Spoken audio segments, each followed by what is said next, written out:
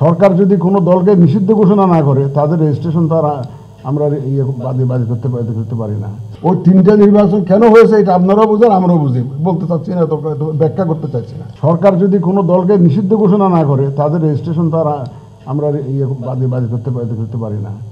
এটা রাজনৈতিক সিদ্ধান্ত অথবা কোর্টের সিদ্ধান্ত, এই দুইটার একটা হইতে হবে, এবং যেটার ভিত্তিতে হয়তো আমরা ব্যবস্থা নিব। আমরা আমাদের পক্ষ থেকে আমরা এই ধরনের কোনো এই ব্যাপারে কোনো মন্তব্য করতে চাই না। আমি একবার গোড়া থেকে বলে আসছি, এটা এই ব্যাপারে আমাদের পক্ষ থেকে কোনো বক্তব্য নাই। আমরা এই রাজনৈতিক সিদ্ধান্ত অথবা কোর্টের সিদ্ধান্ত, এই দুইটার দিকে চেয়ে আসছি।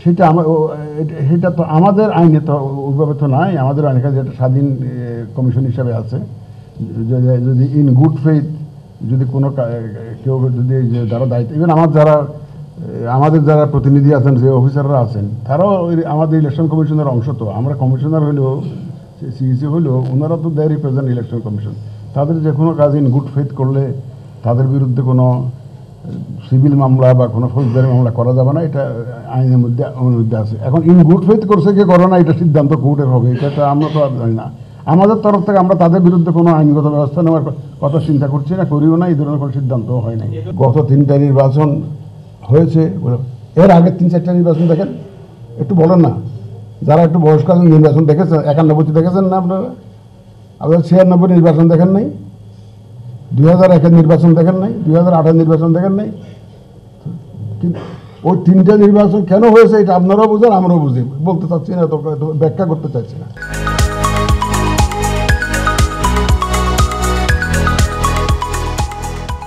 আপনারা বলতে পারেন। সুতরাং এখন তো সে পরিস্থিতি নাই, এখন নির্বাচন কমিশন সম্পূর্ণ স্বাধীন। এখানে কোনো ডানে বামে উপরে নিচে কোথার থেকে কোনো চাপ নেই। আমরা শুধু এখন বিবেকের চাপে আছি, আর কোনো কিছু না। আমরা শুধু বিবেকের চাপে, আইন কানুনের চাপে, শাসনতন্ত্রের চাপে, এই বিধিবিধানের মধ্যে কাজ করার যে একটা সেটুকুর মধ্যে আছে। অন্য কোনো বহি শক্তির কোনো চাপ আমাদের উপরে নাই, যেটা আগের কমিশনের উপরে, 3টা কমিশনের উপর ছিল, এবং 3টা ইলেকশন ওই জন্য হয়েছে। কিন্তু আপনারা যখনই 3টা ইলেকশনের কথা বলেন, একটু দয়া করে আগের ইলেকশনগুলোর দিকে যাবেন। সংবিধান সংস্কার সংক্রান্ত যে কমিশন করা হয়েছে, ওনারা কি সাজেশন দেন আমরা দেখি, এবং যদি ওনাদের সাজেশন যদি অনুমোদিত হয়, সরকার যদি সেভাবে কনস্টিটিউশনটাকে অ্যামেন্ডমেন্ট করার ব্যবস্থা নেয়, তাইলে আমরা সেভাবে ইলেকশন করব। আদারওয়াইজ আমাদের তো বিদ্যমান কনস্টিটিউশনের আন্ডারে যেভাবে আছে সেভাবেই করতে হবে। আর দ্বিতীয় যে প্রশ্নটি আপনি করেছেন, বিশেষ করে বিগত সরকারি দলের কথাই বোধহয় বোঝাতে চেয়েছেন আপনি সম্ভবত, বা ওনাদের সারা সহযোগী 2-4টা দল আছে এরকম। এটা নিয়ে তো ব্যাপক বিতর্ক চলছে রাজনীতির মাঠে। আমি একাধিকবার বলেছি বিভিন্ন মিডিয়াতে, এটা মূলত রাজনৈতিক সিদ্ধান্ত হবে।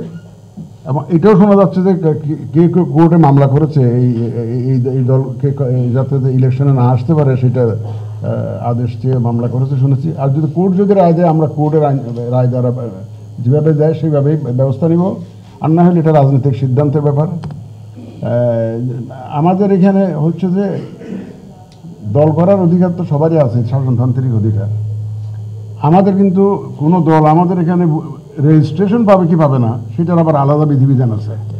আমাদের শর্ত যদি পূরণ হয় আমরা দিব, শর্ত পূরণ না হলে দিব না। তবে ওই পুরানো যে দলের কথা বলছেন, এরা কিন্তু বহু আগে রেজিস্টার্ড, এটা আমাদের এখানে রেজিস্টার্ড। সুতরাং সরকার যদি কোনো দলকে নিষিদ্ধ ঘোষণা না করে তাদের রেজিস্ট্রেশন তো আর আমরা বাদে করতে পারি না। এটা রাজনৈতিক সিদ্ধান্ত অথবা কোর্টের সিদ্ধান্ত, এই দুইটার একটা হইতে হবে, এবং যেটার ভিত্তিতে হয়তো আমরা ব্যবস্থা নিব। আমরা আমাদের পক্ষ থেকে আমরা এই ধরনের কোনো এই ব্যাপারে কোনো মন্তব্য করতে চাই না। আমি একবার গোড়া থেকে বলে আসছি, এটা এই ব্যাপারে আমাদের পক্ষ থেকে কোনো বক্তব্য নাই। আমরা এই রাজনৈতিক সিদ্ধান্ত অথবা কোর্টের সিদ্ধান্ত, এই দুইটার দিকে চেয়ে আছি।